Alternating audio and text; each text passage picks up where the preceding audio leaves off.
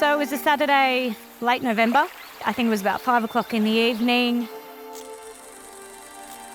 I got the phone call from our current Commodore, Emmerich, and he rang and he said, "Pam, can you get down to the club?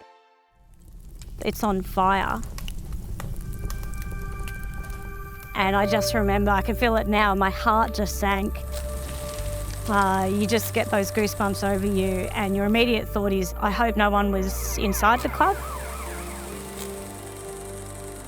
And the second thought is, you know what's in that club and you know that it's very flammable and that it's not going to be a good outcome.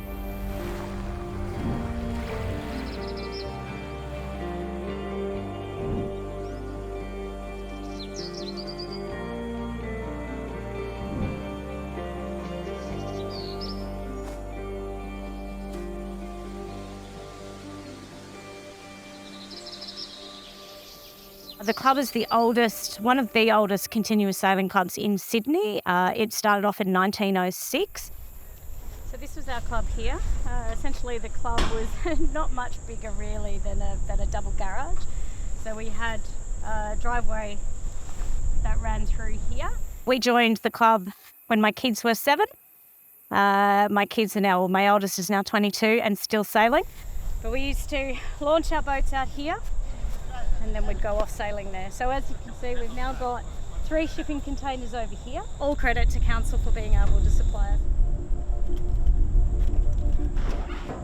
In my case, you'll have a look at my colour of my hair and figure, well, I'm probably not sailing with a child with my own children anymore. I have done, and I've spent the last 6 years sailing here with my grandson. It's quite a precious thing. And it's really a family-oriented club, so the purpose of the club is to promote sailing and to have as many families participating.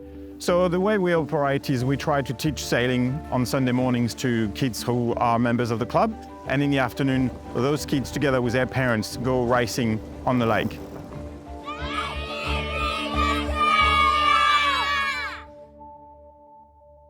There were several of our members who hadn't been at the regatta, who came down as the fire was underway, and you won't be surprised that the fire brigade people said no, nobody can go in or near it to try and get things out, and so they just watched as things melted, basically.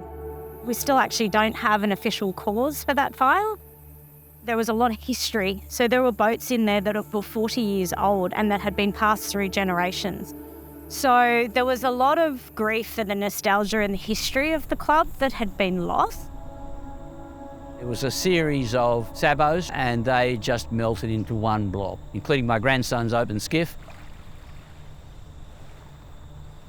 We're not going to be defeated. The following Sunday, all brought our boats down and we took everybody who wanted to go for a sail. A bit teary, but it was pretty good. It was pretty good. So there was a real, sense of defiance. So we all of us who owned boats that weren't at the sailing club, brought them all down, and we had no structure for the day, but we all said we're going sailing. And then the next weekend we came down and we did it again.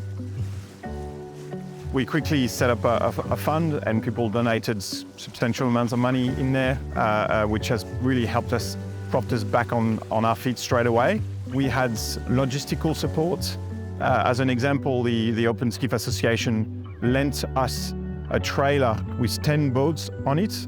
But yeah, we didn't expect as much, but we were so moved by the support we got from everyone. And look, it's not surprising when you know what the sailing values are. I think the sailing community is really living according to these values of supporting each other. We're actually supported by SailGP almost immediately. So they actually took a bunch of our young members over to see the base and over to see the sustainability programs. We're on the water this weekend, and I think it's a good sign for what's going to come over the next few years while we wait for the club to be rebuilt. When I look at this space now without the clubhouse, it actually still makes me a little bit teary because my kids grew up here. So I think it's a sport and it's a community that once you're in it, you're kind of hooked and everybody rallies around each other for sure. Yeah, we want to save it. Well, we will. It'll be saved. It's already been saved. It was saved on the first Sunday after the fire, and then it was saved again over the rest of that season with the generous donations of the open skiffs. It's going to survive.